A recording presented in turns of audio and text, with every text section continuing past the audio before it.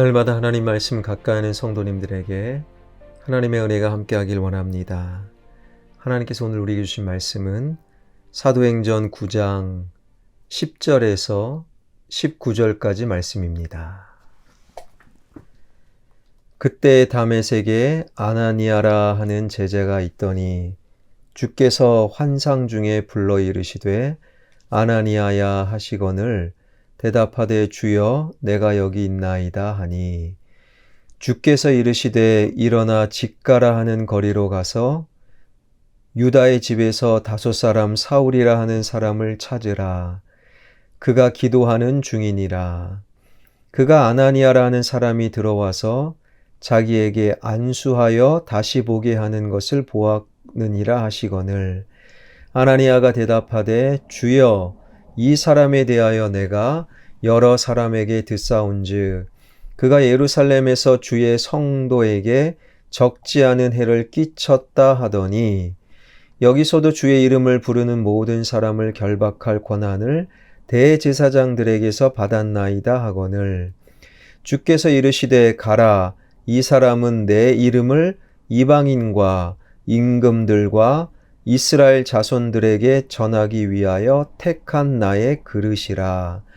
그가 내 이름을 위하여 얼마나 고난을 받아야 할 것을 내가 그에게 보이리라 하시니 아나니아가 떠나 그 집에 들어가서 그에게 안수하여 이르되 형제 사울아 주 곧 내가 오는 길에서 나타나셨던 예수께서 나를 보내어 너로 다시 보게 하시고 성령으로 충만하게 하신다 하니 즉시 사울의 눈에서 비늘 같은 것이 벗어져 다시 보게 된지라. 일어나 세례를 받고 음식을 먹음에 강건하여 지니라. 사울이 다메섹에 있는 제자들과 함께 며칠 있을세. 아멘. 예수님의 대적이었던 사울을 생명을 취하는 자로 하나님의 힘으로 사는 바울로 회심이 되었던 오늘 사건. 그 사울의 회심 과정 속에서 가장 큰 역할을 했던 주의 제자가 바로 아나니아지요. 그러나 원래 아나니아는 주님의 뜻을 적극적으로 이의를 제기하면서 거부했던 사람이었지요. 그러나 주님께서는 본문 15절을 통하여 아나니아의 이의 제기를 일축하였습니다. 주께서 이르시되 가라 이 사람은 내 이름을 이방인과 임금들과 이스라엘 자손들에게 전하기 위하여 택한 나의 그릇이라. 지금까지 행실을 보건대 사울은 주님의 대적자였음이 분명하였지만 그러나 주님께서는 그 사울을 가리켜 택한 나의 그릇이다 말씀하셨죠. 그 주님의 말씀 한마디에 아나니아는 그 즉시 사울을 찾아 나섰습니다. 우리가 신앙생활을 하다 보면 아나니아와 같은 모습을 경험할 때가 많아요. 우리는 때때로 하나님께 반문합니다. 이 의를 제기합니다. 왜 보기도 싫은 그 사람을 만나야 합니까? 왜 그 사람과 함께 한 공간에서 일해야 합니까? 왜 그 사람과 더불어 살아야 합니까? 이 세상에 이렇게 많은 사람들 가운데 왜 하필이면 그 사람이 내 곁에 있어야만 합니까? 이러한 우리의 반문과 이의 제기에 대해서 하나님은 이렇게 말씀하시지요. 주님께서 그 사람을 내 곁에 두셨기 때문입니다.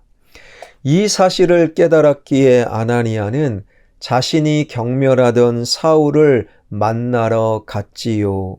그리고 본문 17절이 다음과 같이 증거하는데요. 아나니아가 떠나 그 집에 들어가서 그에게 안수하여 이르되 형제 사울아 주 곧 네가 오는 길에서 나타나셨던 예수께서 나를 보내어 너로 다시 보게 하시고 성령으로 충만하게 하신다 하니. 아나니아가 직가에 있는 사울을 찾아가 그 앞에 섰을 때 아나니아는 눈뜬 장님이었던 사울을 보게 되었고, 그러나 사울은 아나니아를 볼 수가 없었지요. 아나니아는 그 가련한 사울에게 지금까지 원수와 같이 생각했던 사울에게 가만히 다가가 그 머리에 손을 얹고 사울을 이렇게 부릅니다. 형제 사울아. 이것은 사울에게 참으로 특별한 호칭이었어요. 형제 사울아. 초대교회 그리스도인들은 서로 간에 형제라고 불렀지요. 그러나 사울은 아나니아의 형제가 될 수 없는 인간이었습니다. 왜냐하면 그리스도인들을 박해하고 감옥에 투옥시키는 그리스도인들의 원수였기 때문에 어찌 그 사울이 아나니아에게 형제일 수 있겠습니까? 그런데도 아나니아는 그 사울을 형제 사울아 불러 주었지요. 사울의 행실과 상관없이 사울을 신앙 공동체 일원으로 받아들인다라는 그러한 의미였습니다. 아나니아는 사울을 더불어 살아야 할 대상으로 이미 자기 삶의 테두리 속으로 받아들이고 있었지요. 아나니아는 방금 전까지만 하더라도 주님을 향해 이의를 제기할 정도로 전혀 사울을 형제로 생각하지 아니하였지요. 사울이 개과천선했다라는 모습은 어디에도 보이지 않았음에도 그러나 아나니아는 사울을 형제로 받아들였지요. 이유는 하나밖에 없습니다. 자기 곁에 사울을 있게 하신 분은 바로 주님, 그 주님 안에서 원수 사울을 형제로 받아들였던 아나니아의 영적인 넉넉함을 우리는 마음속에 새겨야 하는 거예요. 아나니아가 사울을 형제라 부를 때 그 헬라어 단어가 아델포스, 이것은요, 이 아델포스라는 헬라어에서 바로 자궁이라는 말이 나왔습니다. 그러니까 형제 자매는 같은 자궁을 공유하고 같은 자궁을 가진 어머니로부터 태어났다. 이것이 형제요 자매의 의미인 것이지요. 그런데 사울은 아나니아를 그저 마지못해 형제라 부른 것이 아니라 같은 자궁을 공유하는 친형제로 받아들였다라는 거예요. 그 자궁은 누구겠습니까? 육체적인 어머니일 수는 없지요. 바로 생명과 진리와 사랑의 자궁 되시는 그리스도, 예수 그리스도라는 자궁 안에서 아나니아는 원수 사울마저도 친형제로 받아들였다라는 거예요. 예수 그리스도라는 자궁 속에서 그 어떤 사람도 형제일 수 있고 자매일 수 있다라는 거예요. 심지어 예수 그리스도 안에서 우리의 믿음은 바로 북한 김정일도 형제요. 저기 독재 국가의 지도자도 형제로 받아들일 수 있어야 한다라는 거예요. 이것이 바로 신앙의 깊이라는 것입니다.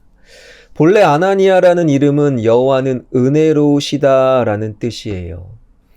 아나니아는 그저 그러한 이름만 소유한 자가 아니라 예수님 안에서 원수 사울을 형제 자매로 받아들임으로 그의 행함으로 그의 이름 여호와는 은혜로우시다 그 이름값을 해내고 있는 아나니아.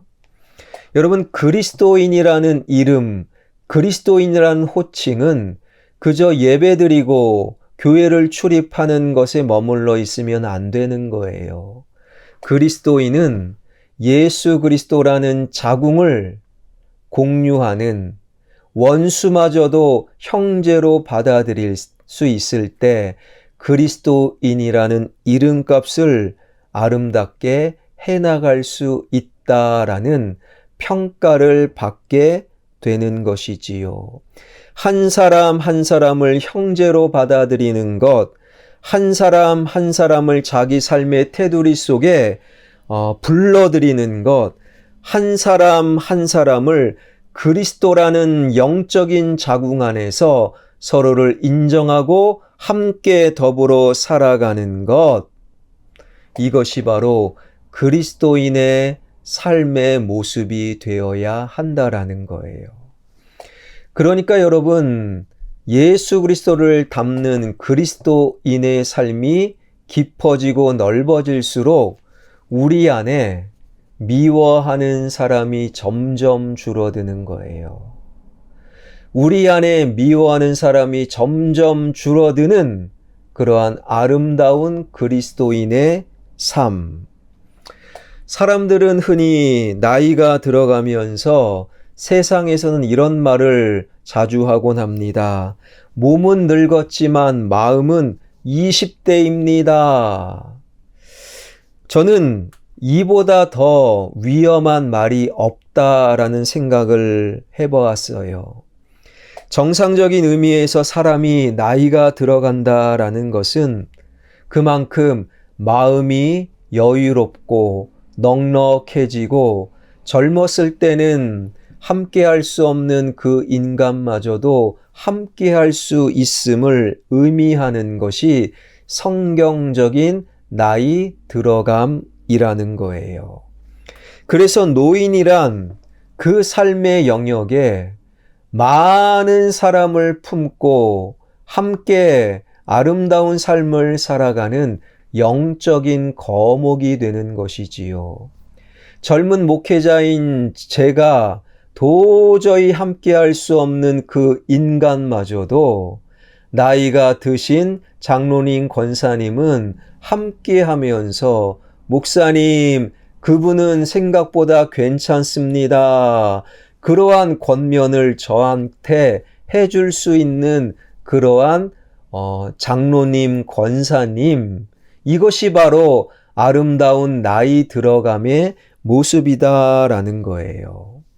그런데 내 육체는 나이가 들수록 마음은 20대입니다. 이 말은요, 바로 나이가 들어가면서 내 마음은 반대로 가겠다. 여러분, 나이가 젊을수록 다른 사람을 생각하기가 어려워요. 다른 사람을 품기가 어려워요. 이것은 타인을 위한 영적인 넉넉함과 그늘과 바로 거목이 되기를 거부한다라는 것이지요. 나이가 적을수록 자기 중심적인 것이 인간의 특성이기 때문이지요. 그러한 마음으로 백발 노인이 되어도 넉넉함과 푸근함과는 거리가 먼, 만나는 모든 사람과 부딪히게만 하는, 자신의 주장만을 끝까지 고집하는 심술궂은 노인이 될 수밖에 없다라는 거예요. 그러므로 참된 그리스도인이란 언제나 몸과 마음이 함께 나이가 들어가야 하는 거예요. 그래서 50대는 함께 할 수 없는 그 사람이 60대 그 사람과 함께하고 60대 도저히 그 사람 앞에서는 웃음이 안 나오다가 70세가 되어서 그 사람 앞에서 비로소 웃을 수 있는 마음의 영혼의 넉넉함, 영적인 거목, 이것이 바로 사울을 살린 아나니아를 통해 우리가 배우게 되는 하나님의 마음이라는 것이지요. 세월이 거듭될수록 한 사람이라도 더 많이 나의 삶의 테두리 속으로 포옹하는 참된 영적인 거목, 진정한 여호와의 은혜를 경험하는 그리스도인으로 오늘을 살아가는 저와 여러분, 우리 모두가 되길 주님의 이름으로 축원합니다.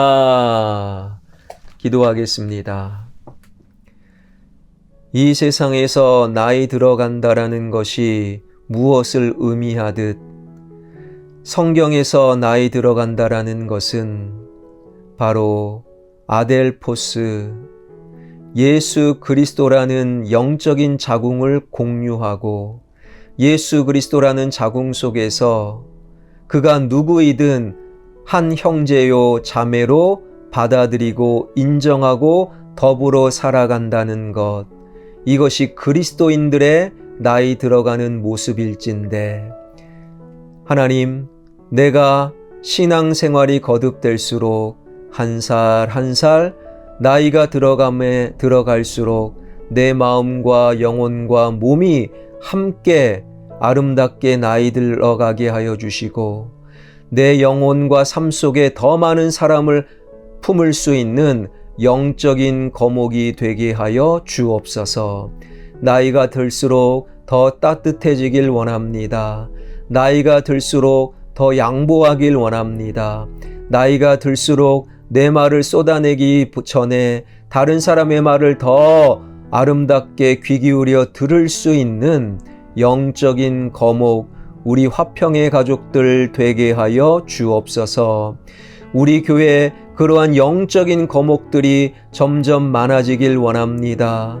젊은 목회자가 흉내낼 수 없는 아름다운 영적인 넉넉함을 갖춘 장로님, 권사님, 집사님들, 성도님들이 늘어가는 좋은 교회, 화평교회 되게 하여 주옵소서.